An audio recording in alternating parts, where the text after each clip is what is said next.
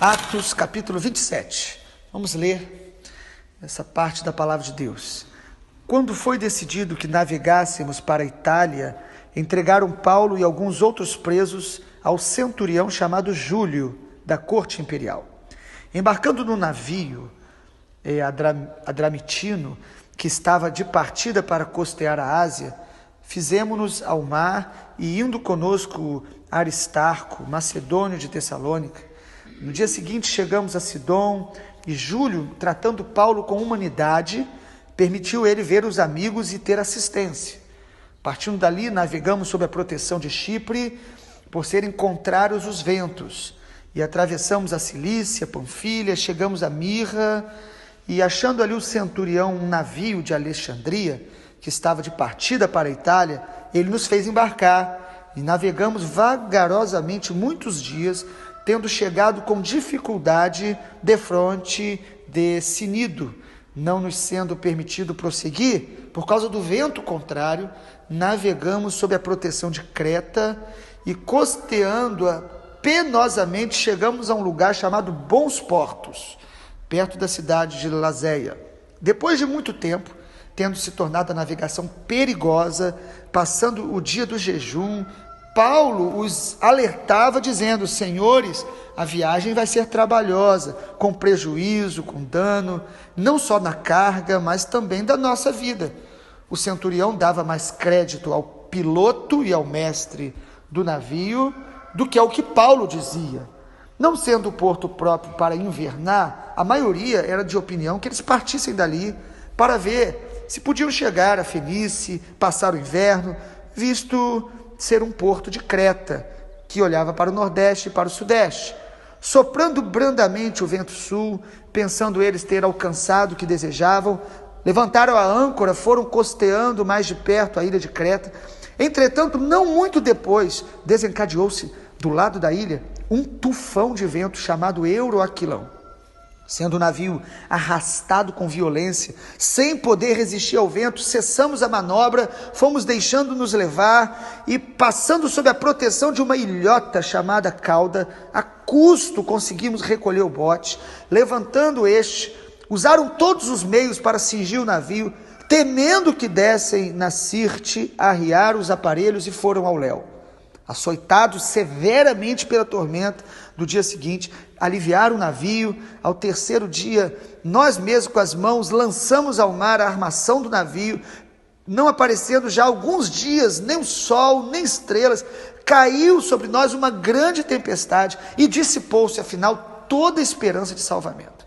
Havendo todos estado muito tempo sem comer, Paulo se pôs em pé no meio deles e disse: senhores, na verdade era preciso terem me atendido e não vir para Creta, para evitar esse dano e perda. Mas agora aconselho bom ânimo, porque nenhuma vida se perderá diante de vós, somente o navio. Porque essa mesma noite, um anjo de Deus, de quem eu sou e a quem sirvo, esteve comigo. E ele me disse: Paulo, não temas, é preciso que compareças perante César. Deus, por sua graça, te deu todos quantos navegam contigo. Portanto, senhores, tem de bom ânimo, pois eu confio em Deus que sucederá do modo por que me foi dito. Porém, é necessário que vamos dar a uma ilha. Quando chegou a 14ª noite, sendo nós batidos de um lado para o outro no mar, por volta da meia-noite, pressentiram os marinheiros que se aproximavam de uma terra. Lançaram o prumo, acharam 20 braças, passaram mais adiante, tornaram a lançar o prumo, acharam mais 15 braças, e receosos que fosse atirado contra as rochas, lançaram da popa 4 âncoras e oravam para que rompesse o dia. Procurando os marinheiros fugir do navio, tendo arriado o bote do mar, a pretexto de que estavam para largar âncoras, disse Paulo ao centurião e aos soldados: se estes não permanecerem a bordo, vós não podereis salvar-vos. Então os soldados cortaram os cabos do bote e os deixaram se afastar. E enquanto amanhecia, Paulo rogava a todos que se alimentassem, dizendo: hoje é o 14º dia em que esperando estáis sem comer nada, tendo provado. Eu vos rogo que comam alguma coisa, pois disso depende a vossa segurança, e nenhum de vós perderá nenhum fio de cabelo. Tendo dito isso, tomando um pão, deu graças a Deus na presença de todos, e depois de o partir, começou a comer. Todos cobraram ânimo, se puseram a comer. Estávamos no navio 276 pessoas ao todo, refeitos com a comida, aliviaram o navio, lançaram o trigo no mar, e quando amanheceu, não conheceram a terra, mas avistaram uma enseada, onde tinha uma praia. Consultaram então onde podiam encalhar o navio. Levantando as âncoras, deixaram-no ir ao mar, largando as amarras do leme e alçando a vela da proa do vento, dirigiram-se para a praia. Dando, porém, no lugar onde duas correntes se encontravam, encalharam o navio, encravou-se ali, ficou imóvel, mas a popa se abria pela violência do mar. O parecer dos soldados era que matassem os presos, para que nenhum deles nadando fugisse. Mas o centurião, querendo salvar Paulo, impediu-os de o fazer e ordenou que os que soubessem nadar fossem os primeiros a se lançar no mar, a alcançar a terra. Quanto aos demais, que se salvassem, uns em tábuas e outros em destroços do navio. Foi assim que todos se salvaram em terra. Amém. Capítulo 27 de Atos mostra uma viagem, uma navegação do apóstolo Paulo indo para Roma. E eu quero compartilhar através desse texto como Deus nos ensina a enfrentar as tempestades. É impressionante, porque Paulo estava indo para Roma por causa de um propósito de Deus. Às vezes nós não entendemos, mas Deus, para cumprir propósitos nas nossas vidas, Ele permite que a gente passe por prisões, por viagens difíceis, por tempestades difíceis, momentos que a gente não entende, mas Deus está nos levando para o propósito dEle. Essa sua situação que te dificulta hoje, é uma maneira que Deus quer trabalhar na tua vida para te conduzir ao propósito dEle. Nós oramos, Deus, cumpre os teus propósitos. Deus aumenta a pressão para nos tratar, nos purificar, nos curar. Deus tinha planos para Paulo, levá-lo a Roma, e a gente pensa, poxa, mas ele ficou 2 anos preso em Cesareia. Mas os irmãos sabem que as prisões de Paulo serviram de estímulo para os crentes da época, porque ele mesmo preso estava cheio da alegria, cheio de paz, porque os fatores externos não podem determinar os fatores internos gerados pelo Espírito Santo em nós. Nós não podemos ser movidos pelas coisas externas. Se temos o reino de Deus dentro de nós, Paulo preso escrevia as cartas. Se ele não tivesse sido preso, não teríamos muitas cartas do Novo Testamento. Deus o permitiu estar ali. E agora ele está indo para Roma, uma viagem perigosa. Estava indo como um presidiário. A gente percebe aí que Lucas estava junto. Ele fala, olha, nós fomos. Ele estava ali com mais um outro companheiro. E interessante é que Paulo foi bênção, mesmo no meio das tempestades. O que Deus espera de nós não é que a gente resolva todos os problemas, explique todas as situações e consiga administrar ou parar as tempestades que se levantam. Deus espera que a gente seja bênção em toda e qualquer situação. Paulo foi uma bênção no meio dessa tempestade toda, com um navio com mais de 200 pessoas e a maioria presos. Imagina o ambiente daquele navio e aquela tensão toda. E nós vemos aqui que Paulo ele é bênção pelo menos de 3 maneiras. Primeiro, Paulo procura orientar as pessoas no navio com bom senso, com conselhos não espirituais nesse sentido da palavra, mas conselhos de bom senso, conselhos naturais. Então no versículo 9 a gente vê aí que Paulo fala o seguinte, olha, a viagem está meio perigosa e é melhor a gente procurar um lugar aí para a gente poder se cuidar. Versículo 9, ele diz aí, olha, tendo tornado a navegação perigosa, Paulo começou a dizer, senhores, a viagem vai ser trabalhosa. Então ele começa a dar alguns conselhos, né? No versículo 10 ele fala isso, e no versículo 34, a gente percebe Paulo falando, olha, é necessário que vocês se alimentem, é necessário que vocês comam. Amado, às vezes no meio das dificuldades e tempestades da vida, nós temos que agir com bom senso. Nós não podemos espiritualizar tudo, a gente precisa se alimentar, a gente precisa cuidar do nosso sono, a gente precisa descansar. Paulo aqui está dando conselhos, olha, a tempestade não está aumentando, vamos parar em algum lugar, mas não ouviram muito o que ele falava, pelo menos no início, né? No início diz aí que o centurião ouvia mais os pilotos, os especialistas. Mas Paulo também tinha experiência de viagem, ele vivia viajando, então ele tinha uma certa experiência. Mas é muito interessante que Deus o usa para dar conselhos tão simples, e de bom senso e de experiência, de prudência. E depois que parece que a tempestade começa a piorar, as pessoas começam a ouvi-lo mais, aí começa a realmente a comer, a ouvi-lo, a observá-lo. Nós precisamos, no meio das tempestades da vida, agir com bom senso e ouvir às vezes conselhos simples, que podem nos manter mais estáveis no meio das dificuldades emocionais, nas dificuldades financeiras, nas dificuldades do dia a dia, de relacionamento. Às vezes um bom senso e ouvir um bom conselho nos ajuda a, pelo menos, nos administrarmos melhor aquele momento. Às vezes não resolve tudo, mas uma economia mais forte vai ajudar você a controlar a área financeira. Às vezes um descanso, um relaxamento vai te ajudar a administrar mais as pressões emocionais, às vezes um conflito que você está passando. Ouça e seja bênção para outras pessoas na tempestade, através do bom senso. A segunda maneira que Paulo, ele é bênção no meio das tempestades, é que ele procura fortalecer aquelas pessoas com palavras que ele recebe de Deus. E ele diz isso aí no versículo 22, está todo mundo desesperado, o Euroaquilão, essa tempestade que se levantou ali, amado, não sei, um tornado, não sei, mas o nível foi muito forte daquela tempestade, todos desesperados. Versículo 22, Paulo diz, olha, eu aconselho bom ânimo, nenhuma vida se perderá. E aí ele revela o que ele recebeu de Deus. Versículo 23, ele fala, ó, nessa noite um anjo de Deus, e ele diz, um anjo de Deus, de quem eu sou, eu pertenço a esse Deus, e a quem eu sirvo, esteve comigo. Então Paulo não dá ali conselho de autoajuda, apenas da alma, inventa a revelação, não. Ele diz, olha só, eu tive uma palavra de Deus essa noite, e ele dá essa palavra para aquelas pessoas, e ele diz, olha, um anjo falou comigo. Ele anima as pessoas com a palavra de Deus, seja qual for a tempestade. Nós precisamos ser bênção, trazendo para as pessoas ao nosso redor e trazendo para a nossa vida a palavra de Deus, o que está escrito na palavra, as verdades de Deus, que nos sustentam, que nos fortalece, que reorganizam nossos pensamentos, que são confusos ou confundidos quando a gente está diante desses vendavais da vida.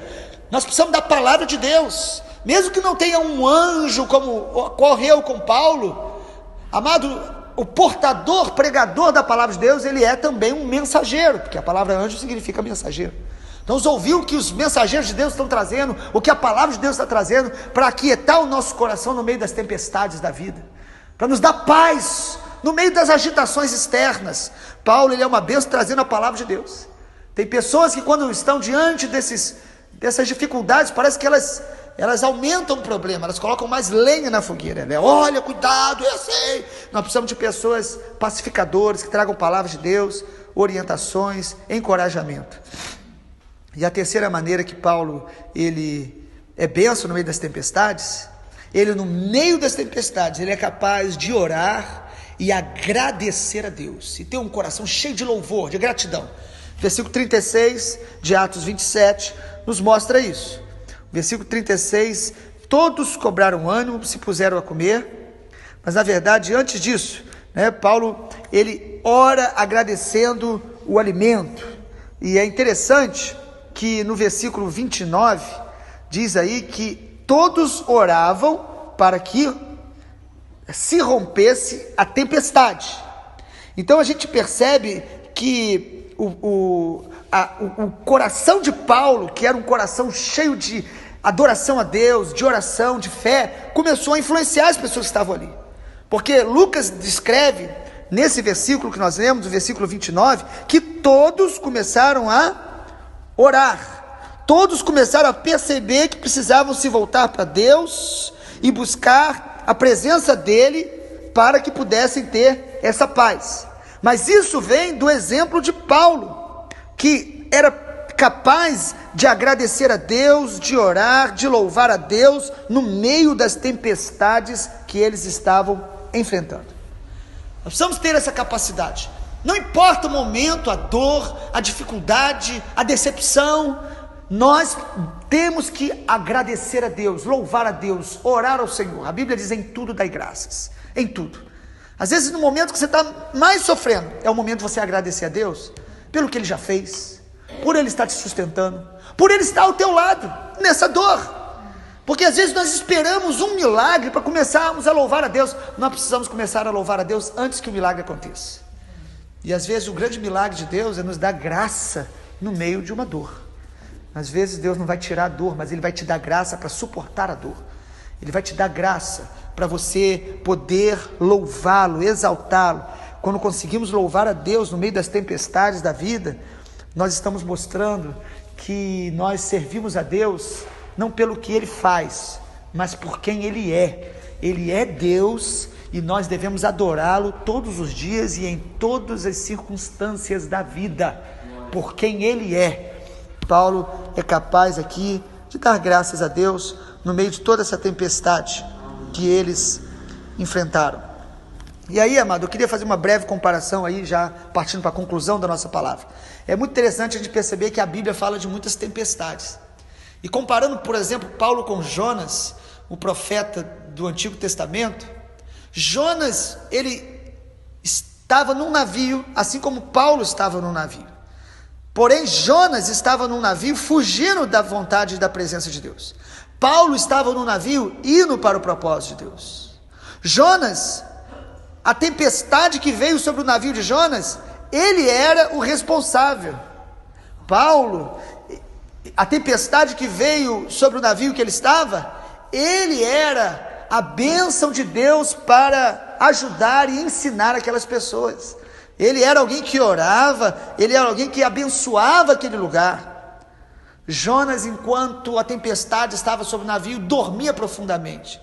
Paulo, enquanto a tempestade estava sobre o navio, ele procurava todas as maneiras para abençoar, liberar a palavra, orar, agradecer a Deus. Que diferença tão grande, amado. Como nós temos sido diante das tempestades. Paulo entendia que Deus estava no controle de tudo e que ele chegaria ao destino que Deus já tinha dado a ele. Às vezes nós vamos sendo levados por Deus ao nosso propósito das maneiras que a gente não espera. José foi traído pelos irmãos, vendido como escravo, e se a gente estivesse ali, a gente interrompia aquela história, tentava livrá-lo, mas Deus estava olhando para ele dizendo: meu filho, fica firme aí que eu estou te levando para o teu propósito, daquela maneira que a gente às vezes não espera. Certamente, amados, se eu e você mantivermos os olhos no Senhor, e se realmente decidimos permanecer em Jesus, tempestades vão vir, ventos vão soprar, mas nada vai impedir o propósito de Deus de se cumprir na nossa vida. Como o nosso irmão Jó declarou: eu sei que tudo podes, e nenhum dos teus planos será frustrado. E aí, a gente lembra que o próprio Senhor Jesus, com os discípulos, quantas tempestades eles enfrentaram no mar da Galileia. E é impressionante lembrarmos daquela tempestade onde Jesus dormia. Às vezes, no meio da tempestade, o que Deus espera de nós é que a gente descanse nela. Adore ao Senhor, confie no Senhor, porque os ventos vão acalmar, os ventos vão passar, as tempestades vão passar. E às vezes o que Deus também espera é como Jesus fez quando acordaram o Senhor Jesus naquela tempestade. Jesus repreendeu o vento. Há momentos que nós devemos repreender o vento, mas há momentos que nós temos que descansar e adorar ao Senhor. O que é interessante é perceber que os discípulos estavam apavorados quando acordaram Jesus. Nos evangelhos, quando a Bíblia narra essa tempestade, e Jesus os repreende dizendo: homens de pequena fé. E Jesus levanta no meio daquela tempestade com paz no coração e autoridade para repreender os ventos. E é bom sempre lembrar que nós só temos autoridade sobre o vento e sobre as tempestades quando a gente consegue descansar no meio delas, quando a gente consegue adorar no meio delas. Aí nós temos autoridade, em nome de Jesus, para vencer as tempestades. O Senhor nos abençoe. E amanhã, ou daqui a 2 dias talvez, nós vamos ler o último capítulo de Atos para concluir essa parte e continuar na nossa leitura bíblica diária para a glória do Senhor Jesus. Amém.